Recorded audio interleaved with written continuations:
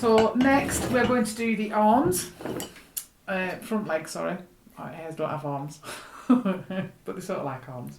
Okay, so I've got a piece here that's about the same size as your knife handle. Obviously thicker, like that. This is quite a big chunk, this. I don't think I'll actually need all this.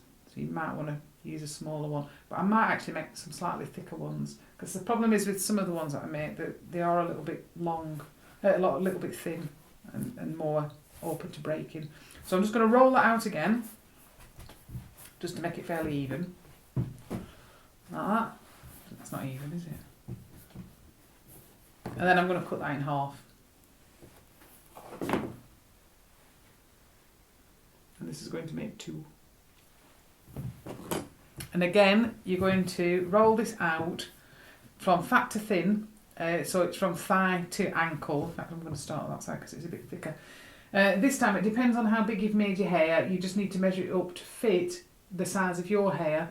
They're going to be resting on the back of the front foot, and they're going to go all the way up to the shoulder at the side here.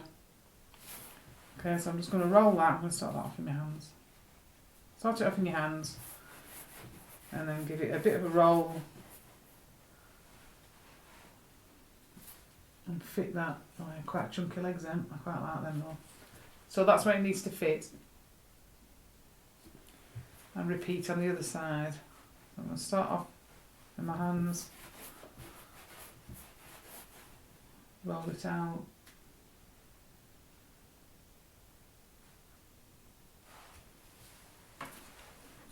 So as you can see, the fit on the top of the foot, all the way up, and the fit on either side of the shoulder area there. Okay, so then we're going to take the whole thing off, and we're going to connect the front feet to the legs, and then put the whole thing back on again. It's much easier doing it that way, because you can get to it easier. So we're just going to cross hatch the back of the feet. You're going to cross hatch this bit here, so obviously just flatten that out, just make sure it's a nice straight area. And you're going to cross hatch that. Just flatten the end of that a bit. Cross hatch that. Dab of slip. And then that's going to get fitted, or fit. That's going to fit on at a 90-degree angle, like that. So give it a good press up, make sure it's on, and then with your metal tool, or whatever tool you choose, whatever you found easiest, you're going to scrape the clay up or down from the ankle onto the foot, and make sure that everything is sealed.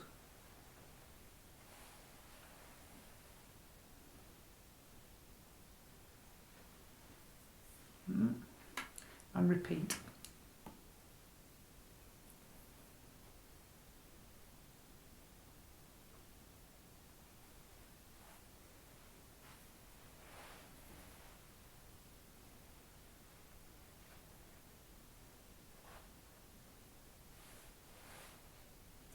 Make sure that you support this well, don't have it wiggling around in your hand,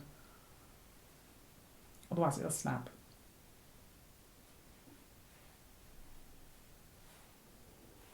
Okay, so once they are both ready, we're going to fit those on. So you're just going to do a little bit of cross hatch on your chest and at the back of each leg.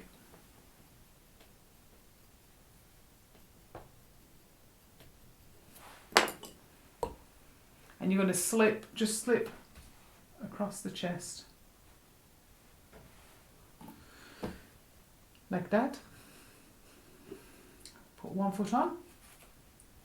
So just put it towards the side and then press it. So from a little bit lower down, about a third of the way down, or maybe a little bit more than that, just press until it connects up to the top. And just keep an eye on the side here. You don't want the arms to end up going all bendy like that. So you want to keep the arms straight up like that, and keep it as close to the body as you can, and then it'll just gives it a bit more security, especially when you're posting things to people. So I'm then going to just blend in the top there and around the sides. Actually, that's a little bit far in. I think I'm just going to push it a little bit to the side. And you're just blending this top bit here. So don't blend in any of the arm again, because it'll just look like you've glued it to the body. And keep this bit nice and straight. Like that. And then repeat on the other side. So foot goes in. I'm going to put this a little bit more to the side.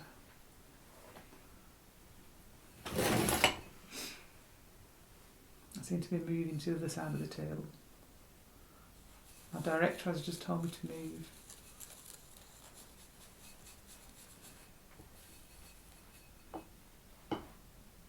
Okay, so just double check that the arms are nice and straight, and have a look at the top. If the top's looking a little bit, sometimes when you stick them on, they end up a bit bulky there. So to thin it out, you can actually, if you just sort of scrape up some of the clay from the back,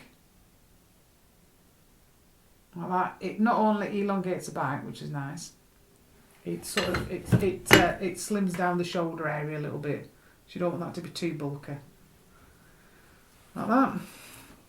So that's what the back's looking like now. It's actually looking a little bit more hare-like now. Also, it does look a little bit like a dog as well. This is a sort of half hare, half dog stage sort of thing. Okay, so we're just going to fill in the chest a little bit here, so it hasn't got that weird gap. So with a little bit of soft clay. If your clay is really soft, you don't really need slip, but usually when I'm doing workshops, it is at a bit of a slower rate. So just to make sure it sticks properly, I'll just put a little bit of slip in. And then I'm just going to fill in this gap. So you want to fill it in so that the across the shoulders here is sort of nice and straight, so you haven't got like a big gappy, cleavagey sort of looking area. I'm just going to push that in.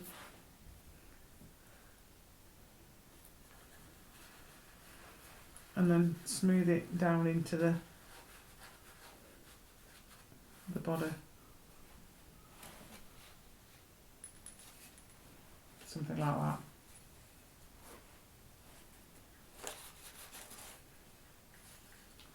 Okay, and then we're going to put a neck on. I haven't prepared the neck, so I'm just going to a circle again.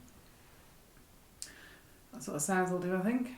And we're going to just a couple of taps on one side, turn it over, a couple of taps on the other, so you've got it's a little bit flattened out like that. This is going to be going on top of its shoulders, like that. So that you need to have room so that the shoulders protruding there, but at the side you need to have plenty of room so that when you blend it in, you can blend it straight down into the back, straight down into the chest, without having a weird little ridge in the middle.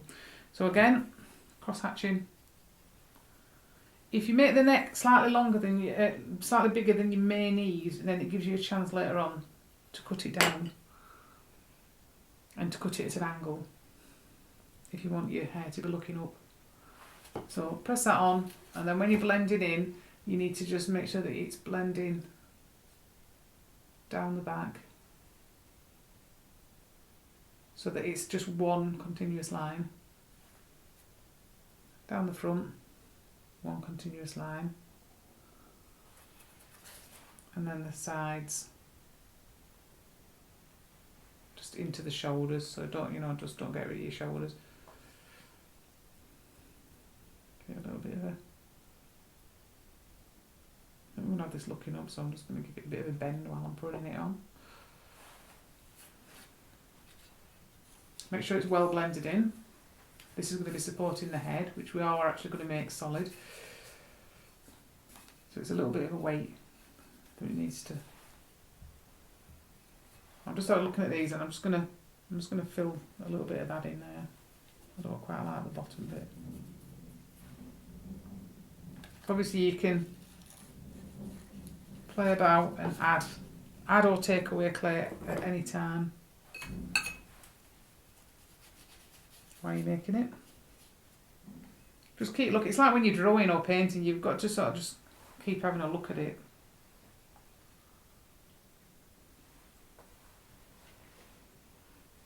Okay, so that's the body shape done.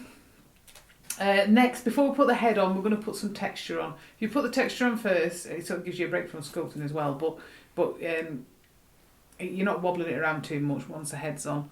Once the head's on, you want to sort of like leave it really.